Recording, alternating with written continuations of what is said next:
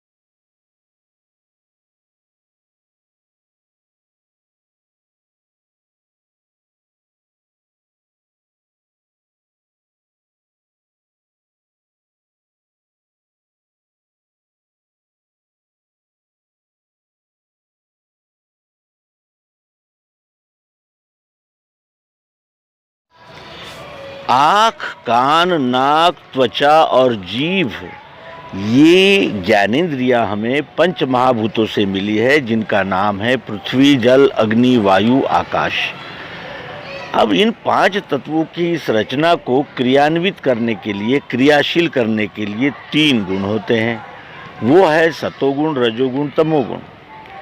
अच्छा ही सतोगुण, अच्छा बुरा अनुभव आना रजोगुण, और बुरा ही बुरा अनुभव आना ये तमोगुण के लक्षण है। ये 3 गुण ही इन पंच महाभूतों को चालना देते हैं, सतत परिभ्रमण करवाते हैं। यही सत्वगुण बुद्धि बन जाता है तो हमें निर्णय की योग्य बनाता है। यही रजोगुण जब मन बन जाता है तो हमें संकल्प, विकल्प, छानबीन करने में प्रेरणा देता है, वो मन बन जाता है। और ये जो तम है, तमोगुण है, वही अहंकार बन जाता है, जिसे हम मैं जीवात्मा कहते हैं। ये अष्टधा प्रकृति कहलाती है, और ये प्रकृति ही साकार है, देखी जा सकती है, प्रत्यक्ष अपने आँखों के सामने। इसे हम ज्ञानेंद्रियाँ और 5वां साधन, यानी 5 ज्ञानेंद्रियाँ और 6वें साधन मन से देख सकते हैं। हमने ज्ञानेंद्रियों से देखा, पंच तत्व है, और मन से देखा 3 गुण हैं, ये अष्टधा। अब ये साकार है। साकार में निराकार आत्मा कण कण में व्याप्त है, ऐसा जो अध्यात्म विज्ञान कहता है। तो अध्यात्म विज्ञान कहता है कि ये बुद्धि से जाना जा सकता है, न इंद्रियों से जाना जा सकता है, न मन से जाना जा सकता है। इसे केवल बुद्धि ही जानेगी, और बुद्धि भी वही बुद्धि जानेगी जो किसी मत, पंथ, संप्रदाय, ग्रंथ या ऐसे किसी अंधविश्वास, अंधानुकरण में फंसी हुई न हो। यानी वो बुद्धि तामसी भी नहीं चाहिए, राजसी भी नहीं चाहिए। अनेक प्रकार की कामनाएं अगर उमड़ रही है अंदर, तो फिर सत्य को आकलन करना सहज नहीं होगा और हो ही नहीं सकेगा। इसीलिए सद्गुरु कहते हैं कि तुम अपनी बुद्धि को सात्विक बनाओ। सात्विक का अर्थ होता है सार ग्रहण करने वाली और यथार्थ पर ही विश्वास करने वाली बुद्धि को सात्विक बुद्धि कहते हैं। अब सात्विक बुद्धि से आत्मा का अनुभव होता है। आत्मा ऐसा कोई तत्व नहीं है जो ये आँखों से दिख जाए, कानों से सुनाई दे। वो बुद्धि से जाना जाता है। इसका अर्थ ये है कि हमें सूक्ष्म रूप से उस आत्मा को देखना होगा। अब देखें आत्मा कहाँ है। जो भी वस्तु हम देखते हैं आँखों से, वो रूपांतरण होती है, लेकिन समाप्त नहीं होती। वो किसी और प्रकार में हमारे सामने उपस्थित हो जाती है। जैसे कागज़ है, कागज़ को हमने जला दिया तो राख है, यानी उसका है पना नहीं जाता। दूसरा, जो कुछ भी है वो दिखता है, उसे कहते हैं भातित्व। यानी है, दिखता है, और कैसा दिखता है तो प्रिय रूप से दिखता है। हर कण में हमें प्रियत्व दिखेगा। इसके कितने ही यानी हमारे अनुभव है, ऐसा कोई विश्व का पदार्थ नहीं है, वस्तु नहीं है, एलिमेंट नहीं है जो प्रिय न हो। हमें चमड़े की बनी हुई चप्पल भी प्रिय है, तो सोने की बनी हुई अंगूठी भी प्रिय है। लोहे से बना हुआ पलंग भी प्रिय है, तो गाय का गोबर भी प्रिय है, जिससे हम अपने खेत में अधिक फसल लें। ये जो प्रियत्व कण कण में ओतप्रोत व्याप्त है, वो निराकार है। उसे निराकार इसलिए कहा गया कि वो सभी आकारों में वो एक ही प्रियत्व दिख रहा है। कितने ही रूपांतरण हो जाए, उसका प्रियत्व समाप्त होता ही नहीं और अस्तित्व रहता ही है। वही आत्मा है जो निराकार है, और उसे निर्गुण भी कहते हैं, क्योंकि उसका कौन सा गुण है। उसका नीरे गुण, सभी गुण तो उसी में है, क्योंकि प्रियत्व के लिए ही वस्तु उपस्थित हुई है। प्रियत्व नहीं होता तो वस्तु ही उपलब्ध नहीं होती। वो अक्षर भाव है जिसे आत्मा कहते हैं। आत्मा सात्विक बुद्धि से जाना जाता है। इंद्रियों से हमने देखा, मन से देखा, और अब बुद्धि से जाना कि कण कण में वो एक ही आत्मा व्याप्त है, चर में, अचर में, छोटे में, बड़े में। अब ये दोनों ही भूमिकाएं लेकर ये विश्व की सभी विद्वज्जन, सभी विद्वान और सभी जो महान से महान चिंतक है वो इन्हीं दो यानी भूमिकाओं में अटक गए हैं। एक कहते हैं परमात्मा साकार है, दूसरे कहते हैं वो निराकार है। साकार वाले कहते हैं कि जो दिख रहा है वही सत्य है, जो नहीं दिख रहा वो सत्य नहीं है। और निराकार वाले कहते हैं कि जो दिख रहा है वो झूठा है, और जो यानी अंतरंग है उसका रूह, जिस्म और रूह। तो साकार वाले अपनी बातें बताते हैं, निराकार वाले अपनी बातें बताते हैं।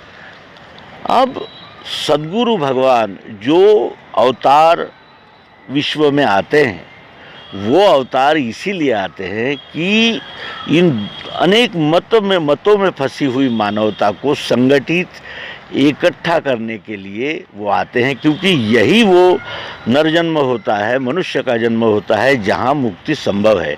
अन्य योनियों में केवल भोगना है, कुछ किया नहीं जा सकता, केवल भोगा जा सकता है। और इसीलिए वो अवतार विश्वरूप परमात्मा के प्रतिनिधि आते हैं और इन दोनों भूमिकाओं का लय करते हैं। तो लय कैसे होता है? लय के लिए हमें नाम को जानना होता है। अब नाम क्या है? तो वस्तु, कोई भी वस्तु हो उसका कुछ न कुछ नाम होता है। नाम होता है उसमें शब्द स्पर्श रूप रसगंध सतोगुण रजोगुण तमोगुण होते ही है, चाहे कोई भी वस्तु हो। और उसमें चाह जरूरत प्रियत्व रूप, उसमें व्याप्त आत्मा होता ही है। और ये दोनों वस्तु से अलग नहीं होते, वस्तु के ही ये दो भाव है और ये दोनों भाव मिलकर ही तो वस्तु बनी है।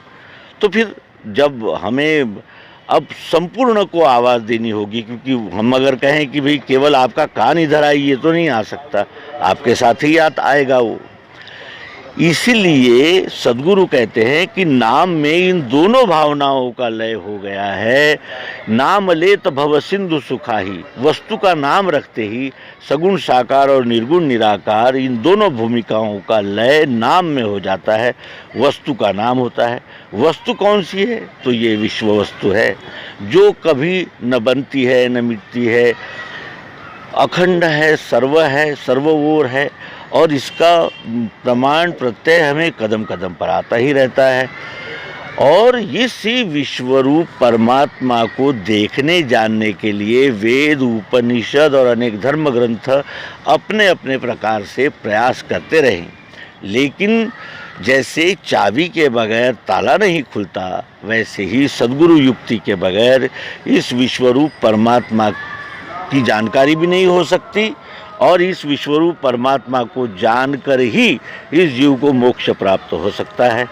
तो ये अवतार के जो यानी जिसे कहते हैं कि उपस्थिति के जो लाभ है वो लेते हुए हम सब अध्यात्म विज्ञान को हृदयस्थ करेंगे, जांचेंगे, परखेंगे, प्रश्न करेंगे, शंकाएं उठाएंगे और अंततः निसंशय होकर अध्यात्म विज्ञान के सहारे से विश्वरूप परमात्मा में लय को प्राप्त करेंगे।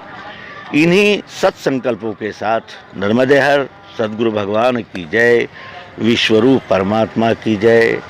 ओम शांति शांति शांति।